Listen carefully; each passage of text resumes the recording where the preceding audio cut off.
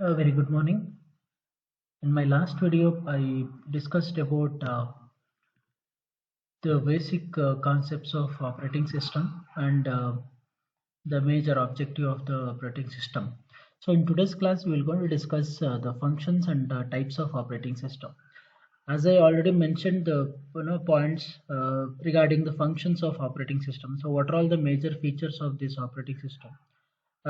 We start with the process management, memory management, file management, device. These are the major four and five. That's security. So these are the major five, characteristics of the operating system. Addition to that, there is job accounting, second is storage management, then networking, coordination with other software and users. So these are some of the characteristics of the operating system. Let us discuss one by one. What exactly process management is? Whenever you are doing any task in our computer, there are different activities performed simultaneously.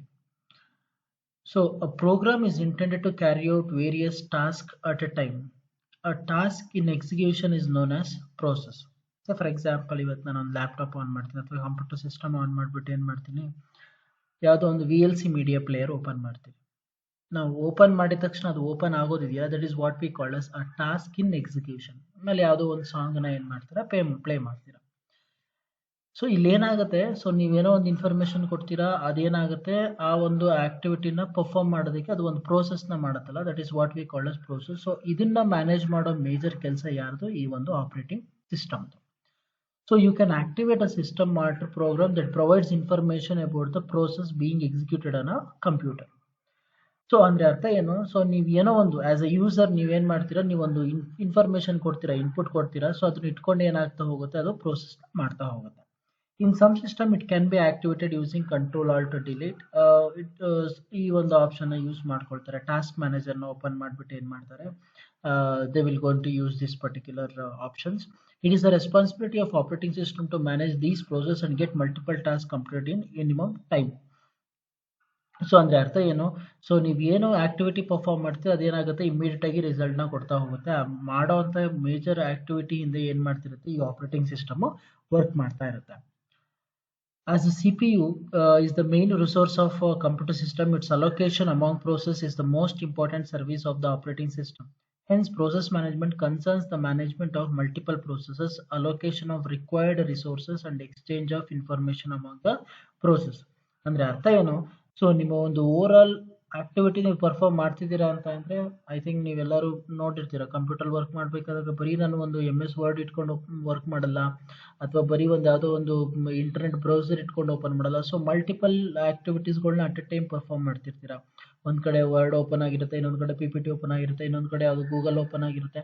So ಈ ತರ multi task ನ ಮಾಡುವಂತ activity ಯಾರ ಜವಾಬ್ದಾರಿ ಆಗಿರುತ್ತೆ? Process management ಆಗಿರುತ್ತೆ ಅಥವಾ operating system ಆಗಿರುತ್ತೆ. ಸೊ ಆಪರೇಟಿಂಗ್ ಸಿಸ್ಟಮ್ ಏನ್ ಮಾಡುತ್ತೆ, ಈ ಒಂದು ಓವರ್ ಆಲ್ ಪ್ರೋಸೆಸ್ ನ ಪ್ರಾಪರ್ ಆಗಿ ಮ್ಯಾನೇಜ್ ಮಾಡೋದಿದೆಯಲ್ಲ, so that is what we called as a process management.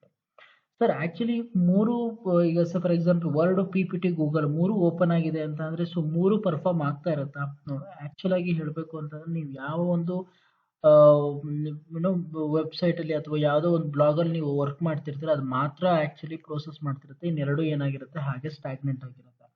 So ಹಾಗೆ ಏನ್ ಮಾಡ್ಬೇಕಾಗುತ್ತೆ, ಆಪರೇಟಿಂಗ್ ಸಿಸ್ಟಮ್ ತನ್ನ ಓವರ್ ಆಲ್ ಪ್ರೋಸೆಸ್ ನ ಮ್ಯಾನೇಜ್ ಮಾಡ್ಬೇಕಾಗುತ್ತೆ. ಇದಾದ್ಮೇಲೆ ಸೆಕೆಂಡ್ ಒನ್ ಬಂದು memory management. Primary or main memory of a computer system is usually limited. ಅದು ನಮ್ಗೆ ಗೊತ್ತಿದೆ. ಸೊ ಯೂಶುವಲಿ ನಾನು ನಿನ್ನೆ ನಿಮಗೆ ನನ್ನ ಸಿಸ್ಟಮ್ ನಲ್ಲಿ ತೋರಿಸಿದೆ, 4 GB ರ್ಯಾಮ್ ಅಂತ ಇತ್ತು. So that is what usually it is limited. The main task of memory management is to give, allocate and take free memory from running process.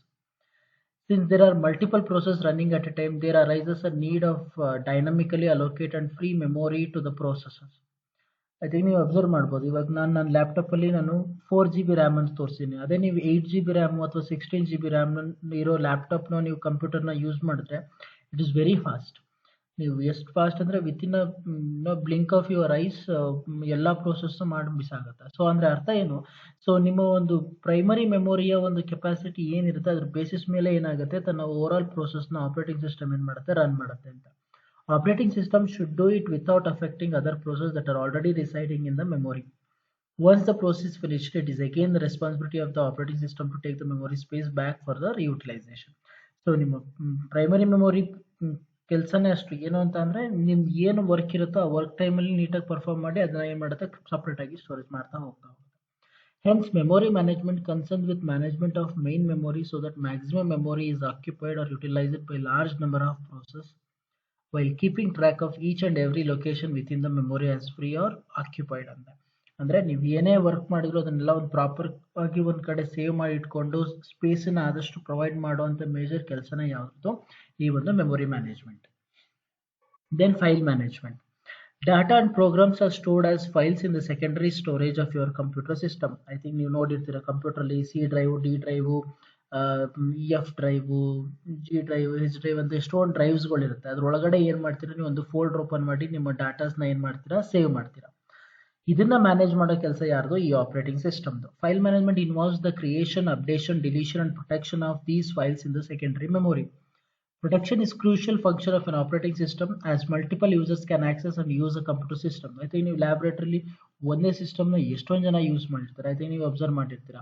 ಇದನ್ನೆಲ್ಲನೂ manage ಮಾಡೋದೇ ಕೆಲಸ ಏನದು, ಯಾವುದ್ರದ್ದು, ಈ file management. There must be a mechanism in place that will stop users from accessing files that belong to some other user and have not been shared with them. File management system manages secondary memory with memory management system handles the main memory of a computer system.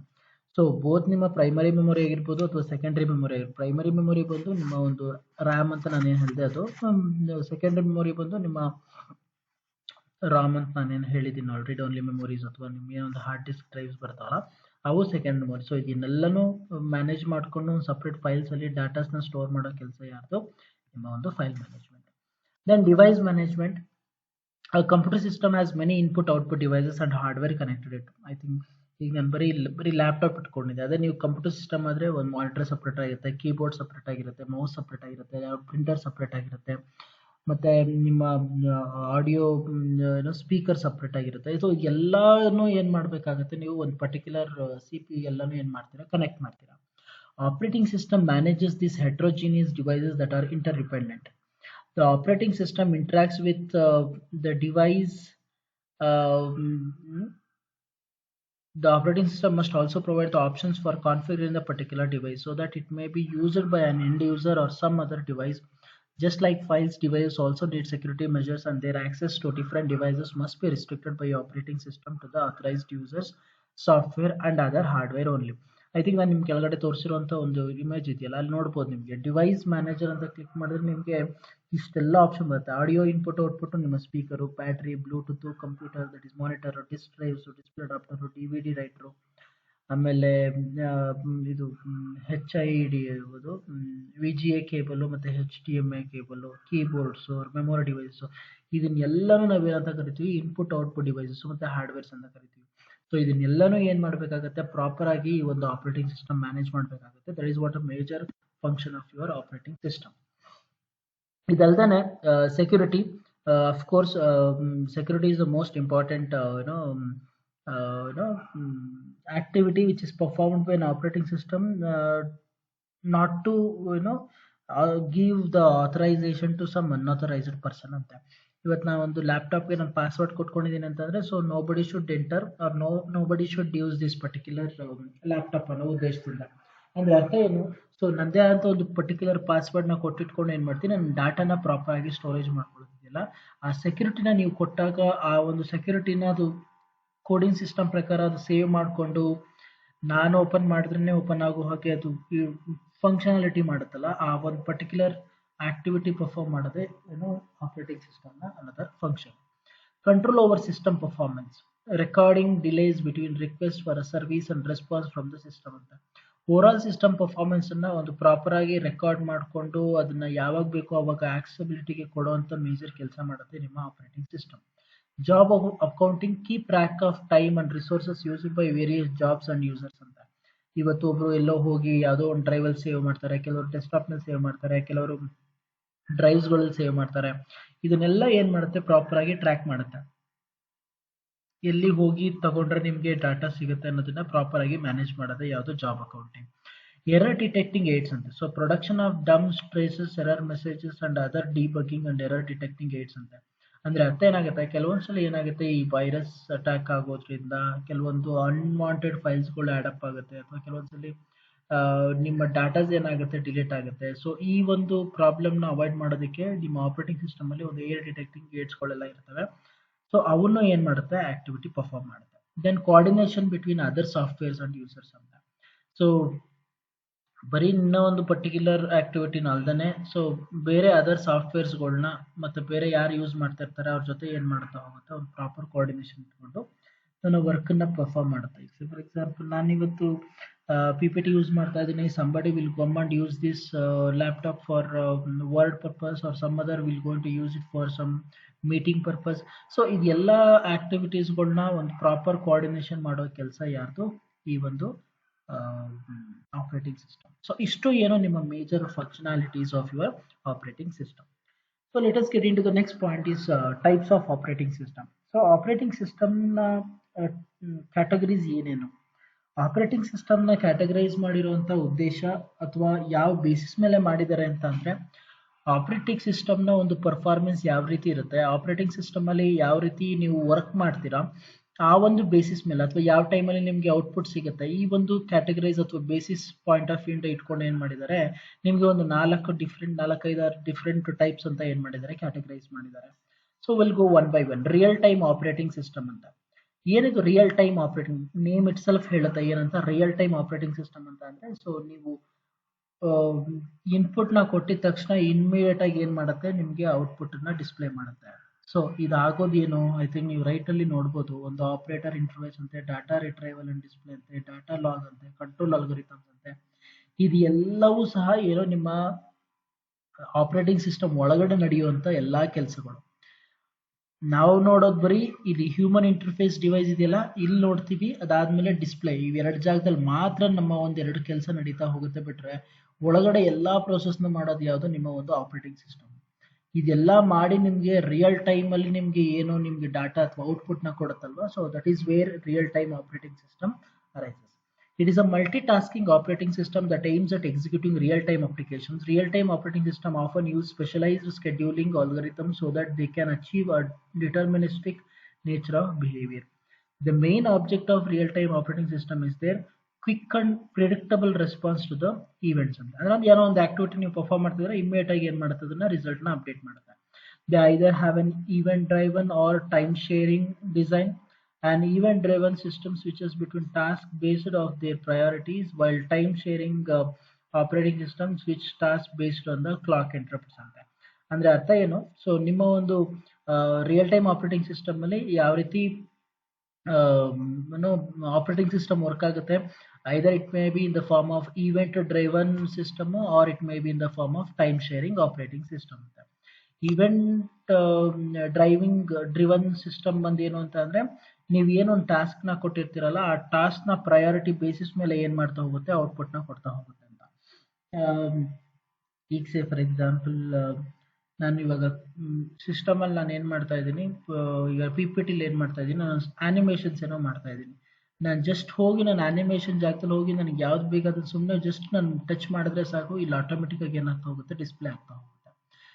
ನಾವು ಅಂದ್ರೆ ಅರ್ಥ ಏನು, ನಿನ್ನ task ಏನ್ ಕೊಟ್ಟಿದ್ಯಾ ಅದನ್ನ immediate ಆಗಿ ಏನ್ ಮಾಡ್ತಾ ಹೋಗುತ್ತೆ, ರಿಸಲ್ಟ್ ಕೊಡ್ತಾ ಹೋಗುತ್ತೆ. ಬ್ಯಾಕ್ ಗ್ರೌಂಡ್ ಅಲ್ಲಿ ಬೇರೆ ಇನ್ಫಾರ್ಮೇಶನ್ ಬಂದ್ರು ಸಹ ನನಗೆ ಫ್ರಂಟ್ ಅಲ್ಲಿ ನನಗೆ ಏನ್ ರಿಕ್ವೈರ್ಮೆಂಟ್ ಬೇಕೋ ಅದೇನಾಗ್ತಾ ಹೋಗುತ್ತೆ, ಡಿಸ್ಪ್ಲೇ ಆಗ್ತಾ ಹೋಗುತ್ತೆ. ಹಾಗೆ ಟೈಮ್ ಶೇರಿಂಗ್ ಆಪರೇಷನ್ ಸಿಸ್ಟಮ್ ಬಂದು ಏನು ಅಂತಂದ್ರೆ, ಯಾವ ಒಂದು ಪರ್ಟಿಕ್ಯುಲರ್ ಟೈಮ್ ಅಲ್ಲಿ ಯಾವ ಒಂದು ಸ್ಪ್ಯಾನ್ ಆಫ್ ಟೈಮ್ ಅಲ್ಲಿ ನಾನು ರಿಸಲ್ಟ್ ನ ಅಪ್ಡೇಟ್ ಮಾಡಬೇಕು ಅನ್ನೋದು ಇದೆಯಲ್ಲ, that is what we call as time sharing operating system. So ಇದು ಏನೋ ರಿಯಲ್ ಟೈಮ್ ಆಪರೇಟಿಂಗ್ ಸಿಸ್ಟಮ್ ಅನ್ನೋ ಒಂದು ಟೈಪ್ ಅಲ್ಲಿ. Then multi user and single user operating system. I think name itself ಹೇಳುತ್ತೆ, ಮಲ್ಟಿ ಯೂಸರ್ ಸಿಂಗಲ್ ಯೂಸರ್ ಅಂತ. The operating system of this type allow multiple users to access the computer system concurrently. So multiple users ಏನ್ ಮಾಡ್ಬೋದು, access ಮಾಡ್ಬೋದು. Time sharing system can be classified as multi-user system as they are enabled multi-user access. Okay, single user operator as opposed to the multi-user operating system are usable by a single user at a time. Being able to have a multiple accounts on a Windows operating system does not make it a multi-user system. Rather, only the network administrator is the real user. But for a Unix-like operating system, it is possible for two users to log in at a time, and this capability of the OS makes it a multi-user operating system. So ಅಂದ್ರೆ ಅರ್ಥ ಏನು, ಒಂದೇ processor ಇಟ್ಕೊಂಡು multiple ಮೆಂಬರ್ಸ್ಗಳು use ಮಾಡೋದಕ್ಕೆ multi user ಅಂತ ಕರಿತೀವಿ. So ಯಾವುದೇ ರೀತಿಯಾದಂಥ ಮಲ್ಟಿಪಲ್ ಆಕ್ಸೆಸ್ ಇಲ್ದಾನೆ, ಸೊ ಸಿಂಗಲ್ ಯೂಸರ್ ಅಥವಾ ಸಿಂಗಲ್ ವ್ಯಕ್ತಿ ಏನ್ ಮಾಡ್ತಾನೆ, ಪರ್ಟಿಕ್ಯುಲರ್ ಆಪರೇಟಿಂಗ್ ಸಿಸ್ಟಮ್ನ ಆಕ್ಸೆಸ್ ಮಾಡೋರಿಗೆ ಸಿಂಗಲ್ ಯೂಸರ್ ಆಪರೇಟಿಂಗ್ ಸಿಸ್ಟಮ್ ಅಂತ ಕರೀತಾರೆ. ಐ ಥಿಂಕ್ ನಾನು ಇಲ್ಲಿ ಕೆಳಗಡೆ ಕಂಪ್ಯಾರಿಸನ್ ಕೊಟ್ಟಿದ್ದೀನಿ. Single user operating system handles only one user at a time. So ಅಂದ್ರೆ ಅರ್ಥ ಏನು, ಆ ಆಪರೇಟಿಂಗ್ ಸಿಸ್ಟಮ್ ಆಕ್ಸೆಸ್ ಮಾಡೋದು ಬರೀ ಒಬ್ಬ ವ್ಯಕ್ತಿನ ಮಾತ್ರ at a time. Multi user option handles multiple users at a time ಅಂತ. Some desktop operating system are only single user. ಇವಾಗ ನೀವು ಲ್ಯಾಬಲ್ಲಿ ನೋಡೋ ಕಂಪ್ಯೂಟರ್ ಸಿಸ್ಟಮ್ ಇರ್ಬೋದು, ನಾವು ಯೂಸ್ ಮಾಡ್ತಿರೋದು ಲ್ಯಾಪ್ಟಾಪ್, ಇವೆಲ್ಲವೂ ನಾವು ಯೂಸ್ ಮಾಡ್ತಿರೋದು single user operating system, not the multi user operating system. All servers operating system are multi-user and some desktop operating system have limited multi-user capability. I think ಇದನ್ನ ನಾವು usually ಕೆಲವೊಂದು ಕಂಪನೀಸ್ಗಳಲ್ಲೆಲ್ಲ ನಾವು ಇದನ್ನ observe ಮಾಡ್ಬೋದು. Some single user operating system do not use multitasking and some do use multitasking. So at a time 3-4 activities ನ ಕೆಲವರು ಮಾಡ್ತಾರೆ, ಕೆಲವರು ಮಾಡಲ್ಲ. But multi-user operating system always employs multitasking. So number of task ಏನಾಗುತ್ತೆ at a time ಜಾಸ್ತಿ ನಡೆಯುತ್ತೆ ಅಂತ ಹೇಳ್ತಾರೆ. Single user system that can use multitasking may use either cooperative or preemptive multitasking ಅಂತ. ಸೊ ಸಿಂಗಲ್ ಯೂಸರ್ ಸಿಸ್ಟಮು ಮಲ್ಟಿಟಾಸ್ಕ್ ನ ಮಾಡ್ತಿರ್ತೀವಿ ನಾವು. ಈಗ ಅಟ್ ಅ ಟೈಮ್ ಇವಾಗ ನಾನು ರೆಕಾರ್ಡರು ಮತ್ತೆ PPT ಎರಡು ಅಟ್ ಅ ಟೈಮ್ ಏನಾಗ್ತದೆ, ರನ್ ಆಗ್ತದೆ at present ನಾನು ಇವಾಗ ಮಾತಾಡಬೇಕಾದಾಗ. ಸೊ ಅಂದ್ರೆ ಅರ್ಥ ಏನು, I am a single user, I am doing the multitasking, either cooperative or preemptive multitasking. ಅಂದ್ರೆ ಅರ್ಥ ಏನು, ಎರಡಕ್ಕೂ ಸಹ ಏನಾಗುತ್ತೆ, ಒಂದು ಅಡ್ಜಸ್ಟಿವ್ ಇಟ್ಕೊಂಡು ಏನ್ ಮಾಡ್ತಾ ಹೋಗ್ತಾರೆ, ಈ ಒಂದು ಆಕ್ಟಿವಿಟೀಸ್ ನ ಏನ್ ಮಾಡ್ತಾ ಹೋಗ್ತೀರಾ, ಪರ್ಫಾರ್ಮ್ ಮಾಡ್ತಾ ಹೋಗ್ತೀರಾ. ಬಟ್ ಅದೇ ನಿಮ್ಮ what you called multi user interface, it is purely on a preemptive multitasking. ಅಂದ್ರೆ ಅರ್ಥ ಏನು, so the computer system some criteria to decide how long to allocate to any one task before giving another task a turn to use the operating system. ಅಂದ್ರೆ it's just an act of taking control of the operating system from one task to another task. So that is what we call as a preemptive tasking. Third category multi tasking and single tasking. ಅಲ್ಲಿ ನಾನು ಮಾತಾಡಿದ್ದು multi user single user. ಇಲ್ಲಿ ಬಂದು ನಾನು ಹೇಳ್ತಿರೋದು multi ಟಾಸ್ಕಿಂಗು single tasking. Meaning ನೋಡಿದ ತಕ್ಷಣ ಹೇಳ್ಬೋದು ಏನು ಅಂತ ಅಂದ್ರೆ, ಅಟ್ ಎ ಟೈಮು ನೀವು ಒನ್ ಪರ್ಟಿಕ್ಯುಲರ್ ಆಕ್ಟಿವಿಟಿನ ಮಾತ್ರ ಪರ್ಫಾರ್ಮ್ ಮಾಡಿದ್ರೆ that is what we call single tasking ಅಂತ ಕರೀತಾರೆ. ನೀವು ಒಂದೇ ಸಲ, ಐ ಥಿಂಕ್ ನೀವು ಕೆಳಗಡೆ ಪಿಕ್ಚರ್ ನೋಡ್ಬೋದು, ಐ ಥಿಂಕ್ ಇಲ್ಲಿ 1 2 3 4 ಆಕ್ಟಿವಿಟೀಸ್ಗಳು ಏನಾಗ್ತಾ ಇದೆ, ಅಟ್ ಎ ಟೈಮ್ ಪರ್ಫಾರ್ಮ್ ಮಾಡ್ತಾ ಇದೆ. This is what we call as multitasking. ಅಂದ್ರೆ ಅರ್ಥ ಏನು, ನಿಮ್ಮ ಆಪರೇಟಿಂಗ್ ಸಿಸ್ಟಮ್ ಅದಕ್ಕೆ ಏನಾಗಿರುತ್ತೆ, ಅಡ್ಜಸ್ಟ್ ಆಗಿರುತ್ತೆ. ಸಿಂಗಲ್ ಟಾಸ್ಕಿಂಗ್ ಆಗಿದ್ದಾಗ ಯಾವ ರೀತಿ ನಾನು ಔಟ್ಪುಟ್ ನ ಕೊಡ್ತಾ ಹೋಗ್ಬೇಕು, ಮಲ್ಟಿ ಟಾಸ್ಕಿಂಗ್ ಆಗಿದ್ದಾಗ ಯಾವ್ದನ್ನ ರನ್ ಮಾಡಬೇಕು, ಯಾವ್ದು ಬ್ಯಾಕ್ ಗ್ರೌಂಡ್ ಅಲ್ಲಿ ರನ್ ಮಾಡಬಾರ್ದು. ಸೊ ಇದೆಲ್ಲಾನು ಏನ್ ಮಾಡುತ್ತೆ, ಈ ಒಂದು ಆಪರೇಟಿಂಗ್ ಸಿಸ್ಟಮ್ ಮ್ಯಾನೇಜ್ ಮಾಡೋದಿಲ್ಲ. That is what multi tasking and single tasking. Then distributed operating system. An operating system that manages a group of independent computers and makes them appear to be a single computer is known as distributed operating system. I think ಇದನ್ನ ನೀವು ನೋಡ್ತಾ ಇರ್ಬೋದು. Server ಮಾತ್ರ ಒಂದೇ ಇದೆ, but usage ಬಂದು ನಿಮಗೆ ಇಬ್ರು ಕ್ಲೈಂಟ್ಸ್ ಏನ್ ಮಾಡ್ತಿದ್ರೆ, ಯೂಸ್ ಮಾಡ್ತಿದ್ರೆ through LAN connection. This is what we call as distributed operating system. ಅಂದ್ರೆ ಅರ್ಥ ಏನು, ಸೊ ಒಂದು ಪರ್ಟಿಕ್ಯುಲರ್ ಆಪರೇಟಿಂಗ್ ಸಿಸ್ಟಮ್ ನ ಇಟ್ಕೊಂಡು 2 ಅಥವಾ ಅದಕ್ಕಿಂತ ಹೆಚ್ಚು ವ್ಯಕ್ತಿಗಳು ಏನ್ ಮಾಡ್ಬೋದು, ಅಟ್ ಎ ಟೈಮು ತನ್ನ ಆಪರೇಟಿಂಗ್ ಸಿಸ್ಟಮ್ ನ ಯೂಸ್ ಮಾಡ್ಕೊಂಡು ವರ್ಕ್ ಮಾಡೋದಿದೆಯಾ, that is what we call distributed operating. The development of networked computers that could be linked to and communicate with each other gave rise to distributed computing. Distributed computations are carried out one more than one machine. When computers in a group work in cooperation, they make a distributed system. Then embedded system. The operating system designed for being used in embedded computer system are known as embedded operating system. They are designed to operate on a small machines like PDAs with less autonomy. Sir, ಏನಿದು embedded operating system ಅಂತ ಅಂದ್ರೆ, it is one of the specialized operating system designed to perform a specific task for a device that is not a computer ಅಂತ. ಅಂದ್ರೆ ಅರ್ಥ ಏನು, ಇದ್ರ main job ಏನು ಅಂತಂದ್ರೆ ಕೋಡ್ ನ ರನ್ ಮಾಡುತ್ತೆ, ಅದಾದ್ಮೇಲೆ ಆ ಒಂದು ಪರ್ಟಿಕ್ಯುಲರ್ ಜಾಬ್ ನ ಆಕ್ಟಿವಿಟಿ ಪರ್ಫಾರ್ಮ್ ಮಾಡುತ್ತೆ. That is what we call as a embedded operating system. it is a specialized operating system designed to perform a specific task for a device. So like ನಿಮ್ಗೆ ಹೇಳಿದ್ದಾರೆ ಏನಂತ PDAs with less autonomy ಅಂತ. I think ಇದು PDA ಅಂತಂದ್ರೆ personal digital assistant ಅಂತ. ಇದೊಂಥರ ಹ್ಯಾಂಡ್ಲೆಡ್ PC ನೀವು carry ಮಾಡ್ಬೋದು ಆ ಥರ ಒಂದು ಡಿವೈಸು ಸ್ಮಾಲ್ ಮೆಷಿನ್ಸ್ಗಳಿಗೆ. ಇಂಥ ಸ್ಮಾಲ್ ಮೆಷಿನ್ಸ್ಗಳಲ್ಲಿ ಏನು ಅಂತ ಅಂದರೆ ಕೆಲವೊಂದು ಸ್ಪೆಸಿಫಿಕ್ ಆಕ್ಟಿವಿಟೀಸ್ ಮಾತ್ರ ನೀವೇನು ಮಾಡ್ಬೋದು ಯೂಸ್ ಮಾಡ್ತಾ ಹೋಗ್ಬೋದು. They are able to operate with a limited number of resources. They are very compact and extremely efficient by design. Windows CE, FreeBSD, and Minix 3 are some examples of embedded operating system. I think ಕೆಲವರು use ಮಾಡ್ತಾರೆ. Example ಬರೀ study ಪರ್ಪಸ್ಗೋಸ್ಕರನೇ ಕೆಲವೊಂದು notebooks ಥರ ಬರುತ್ತಲ್ಲ, personal ಕಂಪ್ಯೂಟರಲ್ಲಿ ಅಂದರೆ it's like a normal mobile phone ಥರ ಇರುತ್ತೆ, ಒಂದು ಡಿಜಿಟಲ್ ಹ್ಯಾಂಡ್ಲೆಡ್ ರೀಡರ್ ಮೆಷಿನ್ಸ್ ಅಂತ. ಸೊ ಅಂಥವನ್ನ ನಾವೇನಂತ ಕರಿತೀವಿ ಎಂಬೆಡೆಡ್ ಸಿಸ್ಟಮ್. ಅಂಥ ಮಿಷಿನ್ಸ್ಗಳಲ್ಲೆಲ್ಲ ಏನು ಅಂತಂದ್ರೆ ನಿಮಗೆ ಮಲ್ಟಿ ಟಾಸ್ಕಿಂಗ್ ಎಲ್ಲ ಮಾಡೋದಕ್ಕಾಗಲ್ಲ. ಒಂದು ಪರ್ಟಿಕ್ಯುಲರ್ ಆಕ್ಟಿವಿಟಿ ಮಾತ್ರ ಏನು ಮಾಡೋಕ್ಕಾಗುತ್ತೆ ಅಟ್ ಅ ಟೈಮು ಪರ್ಫಾರ್ಮ್ ಮಾಡಬೇಕಾಗುತ್ತೆ. That is what what you called embedded system ಅಂತ ಕರಿತೀವಿ. ಸೊ ಇಷ್ಟು ಬಂದು ಏನು ನಾವು different types of operating system ಅಂತ ಕರಿತೀವಿ. ಒಂದು real time operating system, multi tasking and single tasking operating system, multi user single user operating system, ಅದಾದ್ಮೇಲೆ what you called distributed operating system ಮತ್ತೆ ಎಂಬೆಡೆಡ್ ಆಪರೇಟಿಂಗ್ ಸಿಸ್ಟಮ್. ಸೊ ಇಷ್ಟು ಬಂದು types ಮತ್ತೆ ಫಂಕ್ಷನ್ಸ್ನ so ನಾನು ಇವತ್ತಿನ ಕ್ಲಾಸಲ್ಲಿ ಕವರ್ ಮಾಡಿದ್ದು. ಹೋಪ್ ನಿಮಗೆಲ್ಲ ಅರ್ಥ ಆಗಿದೆ ಅಂತ ಅನ್ಕೊಂಡಿದ್ದೀನಿ. ಸೊ ನೆಕ್ಸ್ಟ್ ಕ್ಲಾಸಲ್ಲಿ we'll get into the exact part of our module number 2, that is Windows 10.